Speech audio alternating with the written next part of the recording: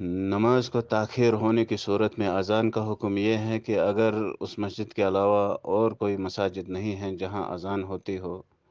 اس محلے میں یا گاؤں میں یا مکان میں، تو ایسی صورت میں اگر دیر بھی ہوئی ہو، چاہے وہ دیر تھوڑی ہو یا زیادہ ہو، تو اذان دینا چاہے۔ اذان اس صورت میں دینی چاہیے۔ اگر باقی بھی مساجدیں ہیں ان میں اگر وقت پہ اذان ہوتی ہو، تو پھر اگر کسی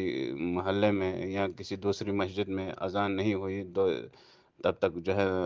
اول وقت جو ہے چلے گیا، تو پھر وہاں اذان دینے کی ضرورت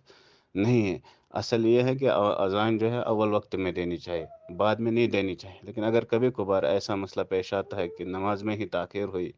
اور بھی کہیں اس گاؤں میں یا اس